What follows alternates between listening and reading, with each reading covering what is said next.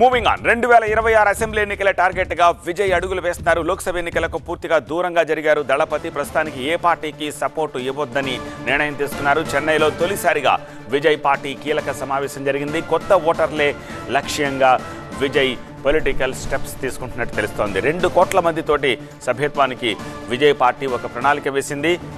ఇళయ దళపతి విజయ్ తమిళ రాజకీయాల్లో దూకుడు పెంచారు. నిన్న సాంకేతిక కారణాలతోటి పార్టీ పేరులో చిన్న మార్పు చేశారు. రాజకీయాల్లో ఇకపై చురుకైన పాత్ర పోషిస్తానంటూ సిగ్నల్స్ ఇస్తున్నారు.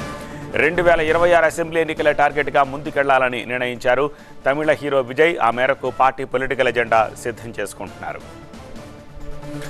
మరో 2-3 నెలల్లో జరిగే లోక్సభ ఎన్నికల్లో ఏ పార్టీకి మద్దతు ఇవ్వకూడదన్న నిర్ణయం తీసుకున్నారు దళపతి విజయ్. ఇవాళ చెన్నై శివార్లోని పనయూరు దగ్గర పార్టీ కార్యాలయంలో కీలక సమావేశం జరిగింది. కొత్తగా నమోదయ్యే యువ ఓటర్లే ఆయువు పట్టుగా భావిస్తూ వాళ్లే టార్గెట్గా ముందుకెళ్లబోతోంది విజయ్ పార్టీ.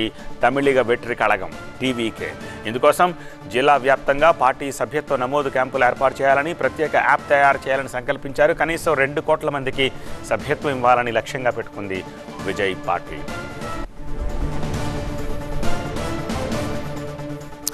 మరింత సమాచారం మా ప్రతినిధి మురళి అందిస్తారు. మురళి, ఇప్పుడేమో ఎవరికి మద్దతు ఇవ్వట్లేదు అంటున్నారు. తర్వాత 2026 టార్గెట్గా యువత లక్ష్యంగా పెట్టుకుందాం అంటున్నారు. ఎజెండా, పార్టీ జెండా, ఎజెండా వీటికి సంబంధించిన క్లారిటీ ఎప్పుడు ఇచ్చే అవకాశం కనిపిస్తోంది?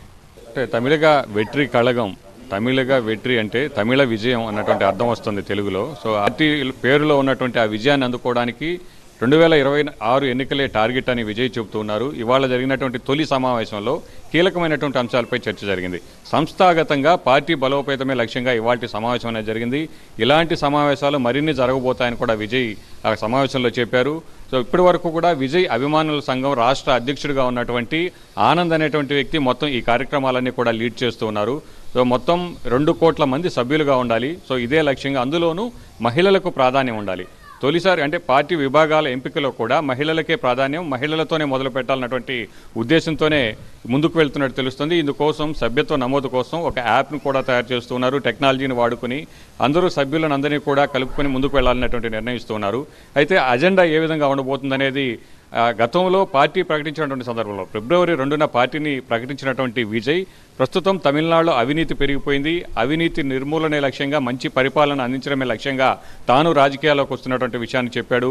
సో భిన్నంగా ఉంటాయి తన రాజకీయాలను చెబుతూ వస్తున్నటువంటి విజయ్ తన పార్టీ పేరును కూడా భిన్నంగా మనకు ఎంపిక చేసినట్టు మనకు చాలా స్పష్టంగా అర్థమవుతుంది. సో ఇప్పటి వరకు కూడా తమిళనాడులో దాదాపు 100 వరకు రాజకీయ పార్టీలు ఉన్నాయి. దేశంలో ఎక్కడా కూడా లేవు. అయితే చిన్న చిన్న పార్టీలు కూడా పొత్తులతో కలుపుకొని ఒక్కొక్క స్థానంలో పోటీ చేసేటువంటి పార్టీలు కూడా ఉన్నాయి. ఇక్కడ ప్రతి పార్టీలో కూడా ద్రవిడ అనేటువంటి పదం ఉంటుంది. ద్రావిడవాదం అనేది తమిళనాడులో ఎక్కువగా ఉంటుంది. అలాంటిది ద్రవిడ అనే పదం లేకుండా విభిన్నంగా పార్టీ పేరుని ఏ విధంగా తీసుకొచ్చారో జెండా, అజెండా కూడా అదే విధంగా ఉండేటువంటి అవకాశం ఉంది. గుర్తును కూడా అదే విధంగా ప్రజల్లోకి వెళ్లే దిశగా ఆయన ఒక నిర్ణయాన్ని త్వరలోనే ప్రకటించేటువంటి అవకాశం ఉంది. రైట్ మురళి.